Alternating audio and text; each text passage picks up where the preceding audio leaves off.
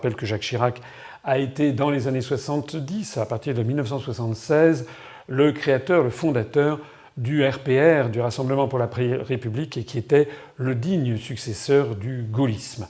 Et à cet égard, lors des élections européennes de 1979, avant comme après, lors de l'appel de Cochin également, il n'avait pas mâché ses mots sur ce qu'était la construction européenne. Il avait dénoncé une Europe mollusque, une Europe du chômage organisé, une Europe sous domination germano-américaine. Il avait précisé qu'il ne l'accepterait jamais.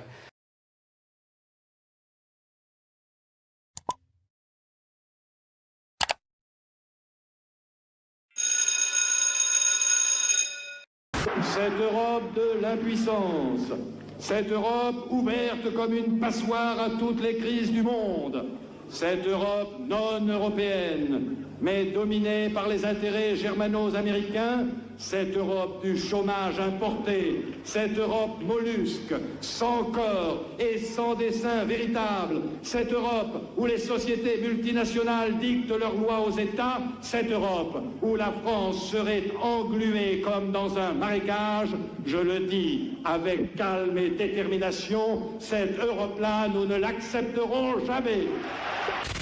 Malheureusement, en 1992, sans doute parce qu'il était convaincu qu'il ne pourrait pas arriver à l'Élysée s'il maintenait cette position, peut-être avait-il eu vent de ce que Mitterrand lui avait dit, c'est-à-dire qu'on ne pouvait pas être élu, paraît-il, président de la République si on était hostile à la construction européenne.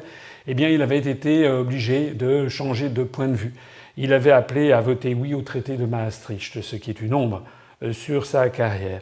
Oui, mais enfin, il pouvait revendiquer une certaine tradition, qui est celle du général de Gaulle, qui n'avait jamais voulu cette Europe aussi ouverte. Donc, à l'intérieur de son parti, du parti gaulliste, moi, je me souviens que c'était une liesse lorsqu'il a fait ce discours.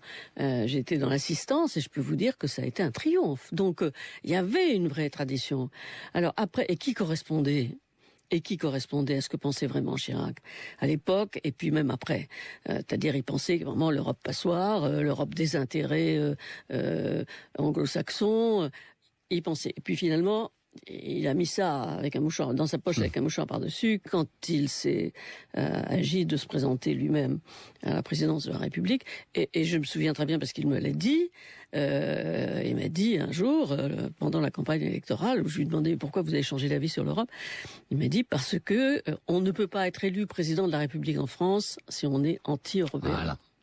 Donc c'est quand même. Alors il pensait après peut-être changer les aspects qu'il avait dénoncés, mais enfin en attendant sa conversion date quand même de la présidence de la République.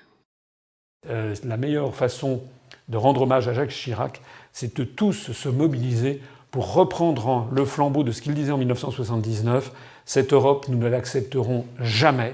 Nous devons tous nous mobiliser pour sortir la France de l'Union européenne, de l'euro et de l'OTAN. Voilà. Et j'adresse ici toutes mes condoléances à Bernadette Chirac et puis à ses enfants, à tous ses proches et à tous ceux qui l'ont aimé.